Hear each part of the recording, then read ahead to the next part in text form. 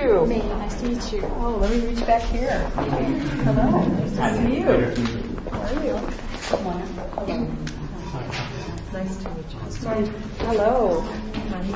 Hello, nice to meet you. I'm Jason. Nice to meet you. I'm How are you? Nice to see you. Hello. Hi, how are you? So wonderful to have you here. We're going to do a picture. Now, where do we look for the formal picture? Where's Mike? Oh, Mike, there you are, over there. Okay. Oh, do you want to get in the center, Mike, so we can maybe just get everybody in? And that's good. Can you...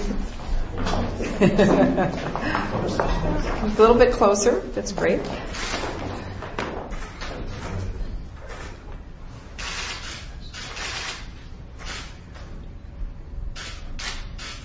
Great. Well, I am so honored to receive this group here at the State Department. This is a group of young men and women from Egypt who are committed to improving the lives of the Egyptian people, providing more economic opportunity, greater growth in democracy, respect for human rights. They come from a variety of backgrounds. Each of them brings a special experience and expertise to their interests and their efforts. I'm excited about going to Egypt next week with President Obama for his speech.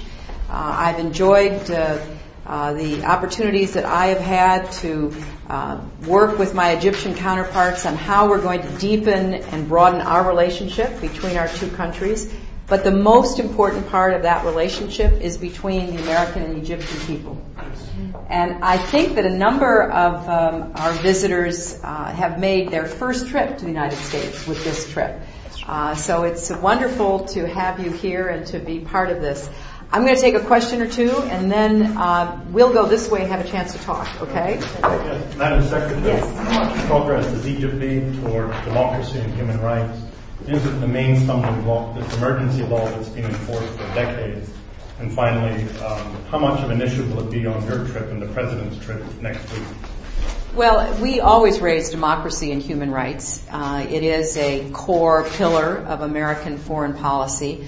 And I think that there is a great awareness on the part of the Egyptian government that with young people like this and with enhanced communications, it is in Egypt's interest to move more toward democracy and to exhibit more respect for human rights. And so we're going to continue to engage in that dialogue. Undersecretary Bill Burns will be going to Egypt soon to put in place a framework for a comprehensive discussion between our two countries on the whole range of issues. We are very appreciative of the strong role that Egypt is playing in looking for a way to bring Palestinians together. We appreciate what Egypt has done to try to support counterterrorism efforts, which threaten Egypt and threaten many other countries. And we are very committed to doing what we can to promote economic opportunity inside Egypt. We consider that a key part of our providing assistance to Egypt. We've spent, as you know, many billions of dollars over the last years promoting NGOs, promoting democracy, good governance, rule of law. And I want to stress economic opportunity, because out of economic opportunity comes confidence, comes a recognition that people can chart their own future. So this is all part of what we will be discussing. You had some very strong words yesterday about settlements and that the Israelis really have to play their part in this. Could you please tell us how your dinner was last night with President Abbas? Do you feel that you're making progress? And what are your expectations sort of in the near term of how to push the process forward? How are you going to get the Israelis to do what they need to do, plus the Palestinians?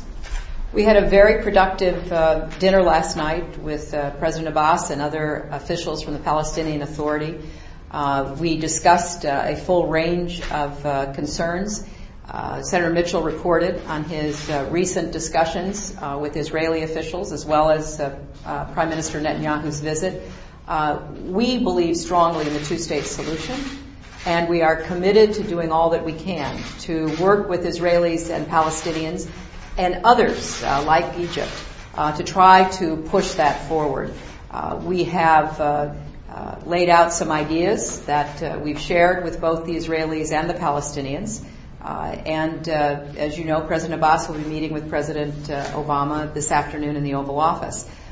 This is a difficult, complex undertaking, but we are committed to it, and we think it's in the best interest of both Palestinians and Israelis. We think this effort to obtain a two-state solution is the best way for Israel to have the peace and security that they are seeking and deserve, and we think it is the best way for Palestinians to have a sense of empowerment and authority over their own lives, and to give them the chance to raise their families and to have the kind of future that the children of the Palestinians deserve. So we see this as very much in not only our interests and the interests of the region, but of Israel and the Palestinians as well.